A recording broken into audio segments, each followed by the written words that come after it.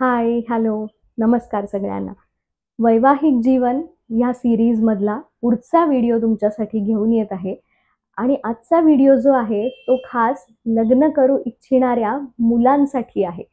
अ, last व्हिडिओनंतर मला अनेक मुलांचे कॉल्स आले आणि मला म्हणत होते, की "मॅडम तुम्ही आमच्या तर चांगल्या वाईट क्वालिटीजबद्दल अगदी मुलींना सगळं उलगडून सांगितलं. आमचं सिलेबस तर सगळा ओपन केलात.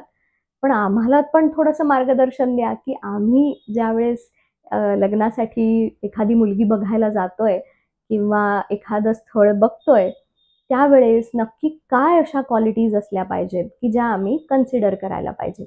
तर आजचा व्हिडिओ खास ह्या सगळ्या मुलांसाठी मी बनवत आहे. टॉपिक हाच आहे, की लग्नासाठी ज्यावेळेस तुम्ही एखादी मुलगी पाहताय, एखादं स्थळ पाहताय, त्यावेळेस त्या मुलीमध्ये काय क्वालिटीज असायला पाहिजेत. तर अशा आपण 4 क्वालिटीज इथे बघणार आहोत, ज्या अतिशय महत्त्वाच्या आहेत. एकच डिस्क्लेमर मला सगळ्या मुलांना द्यायचा आहे, की ह्या चारीच्या चारी क्वालिटीज एकाच मुलीमध्ये सापडणं अशक्य आहे. अशी मुलगी अजून तरी ह्या पृथ्वी तळावरती एक्झिस्ट नाही करत. तर 4 क्वालिटीज आपण 2 व्हिडिओजमध्ये डिव्हाईड करणार आहोत. ह्या व्हिडिओमध्ये आपण 2 क्वालिटीज बघणार आहोत. पुढच्या व्हिडिओमध्ये आणखीन 2. ओके.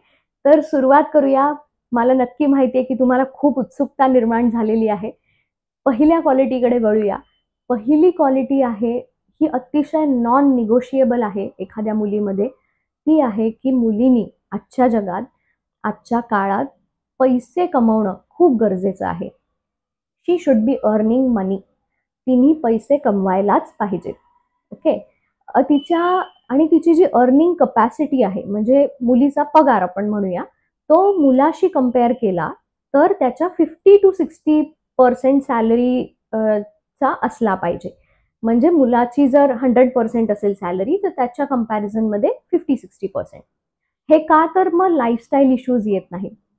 मुलगी जर वर्किंग असेल, तर ती छान कॉन्फिडंट असेल, ती डिसिजन मेकिंग चांगलं घेऊ शकेल, तिला इन्व्हेस्टमेंटबद्दल माहिती असेल, पैसे कसे कमवायचे, कसे खर्च करायचे, कसे जपून वापरायचे, ह्या सगळ्या गोष्टी तिला माहिती असणार आहेत. अ, घराचा, संसाराचा भार मुलावर एकट्यावरती येणार नाही. नवरा-बायको दोघंही जर वर्किंग असतील, तर आणखीन एक सगळ्यात चांगली गोष्ट म्हणजे ते भांडतात कमी. कारण भांडायला एनर्जीच तितकीशी उरत नाही. जी काही एनर्जी असते ती ऑफिसमध्ये आणि मग घरातल्या कामांमध्ये संपून जाते. तर हा मी एक खूप चांगला मुद्दा ऑब्झर्व्ह केलाय.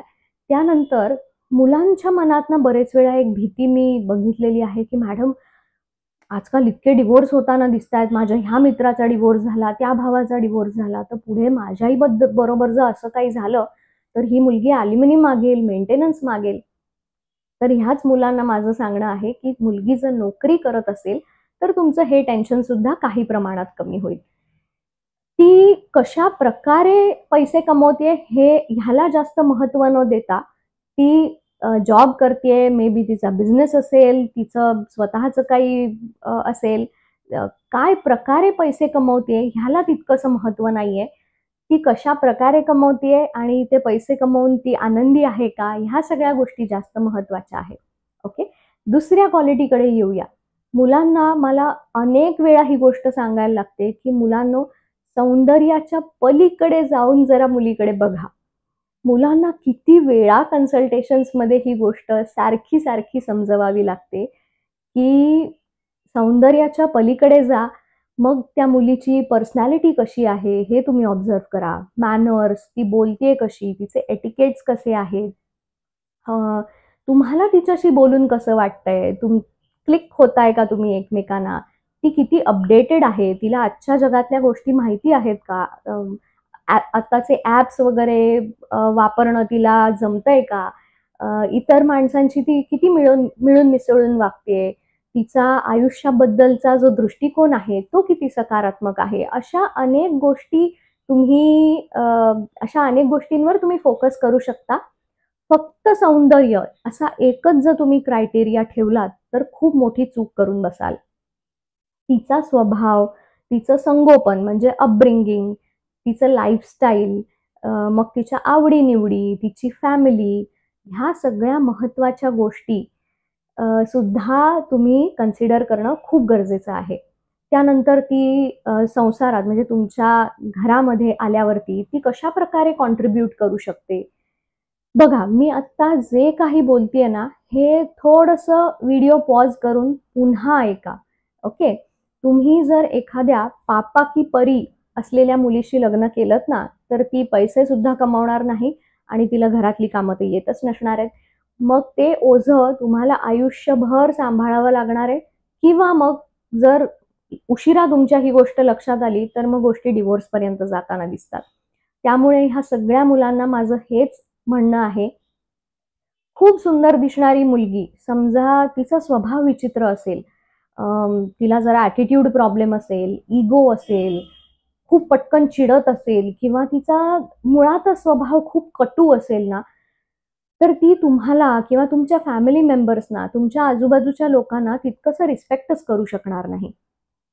वरनं जर ती थोडीशी पैसे अ, खर्च करणारी पण असेल, हाय मेंटेनन्स असेल, तर तुम्हाला तिचा खर्च सुद्धा आयुष्यभर उचलावा लागेल. आजच्या जनरेशनचं थोडं काय होतंय ना, की ह्या मुला-मुलींना लग्नाबद्दल किंवा पार्टनरशिपबद्दल योग्य मार्गदर्शन मिळतच नाहीये. त्यांच्या आई-वडिलांकडनं किंवा आजूबाजूच्या लोकांकडनं त्यांना जी माहिती मिळतेय, जे काही ज्ञान मिळतंय, ते थोडंसं अपुरं आहे किंवा काही अंशी अयोग्य असंही म्हणता येईल. त्यामुळे ह्या ज्ञानावरती अवलंबून राहून ही मुलं-मुली जो काही निर्णय घेतायत, ते निर्णय मग असफल ठरतात. कारण हे जे ज्ञान आहे ना, हे अनेक वर्षांपूर्वीचं आहे. आई-वडिलांच्या काळात जे फॅक्टर्स होते, ते आत्ता नाही आहेत. समाज बदललाय, आजूबाजूची परिस्थिती बदलली आहे. अ, अशाच ठिकाणी आमच्यासारख्या कन्सल्टंट्सची खूप गरज भासते. कारण आम्ही एक नाही, दोन नाही, तर 100हून अनेक कन्सल्टेशन्स केलेली आहेत. आता माझं उदाहरण द्यायचं झालं तर मी अनेक गोष्टी रिसर्च करून, खूप अभ्यास करून अ, मुला-मुलींशी बोलत असते आणि बरेच वेळा कन्सल्टेशन्समध्ये आलेले जे प्रॉब्लेम्स आहेत, त्याच्यावरती खूप विचार करून काही ना काहीतरी सोल्युशन आम्ही आत्ताच्या मुलींना देत असतो. मुलींना किंवा मुलांना. आणखीन 2 मुद्दे आहेत, जे मला मुलींच्या क्वालिटीजबद्दल सांगायचे आहेत, की आणखीन 2 काय क्वालिटीज असू शकतात मुलींमध्ये. आपण त्याही बद्दल बोलूया, पण पुढच्या व्हिडिओमध्ये. हा व्हिडिओ जर तुम्हाला आवडला, तर चॅनलला नक्की लाईक, शेअर आणि सबस्क्राईब करा. पुन्हा भेटूया. धन्यवाद.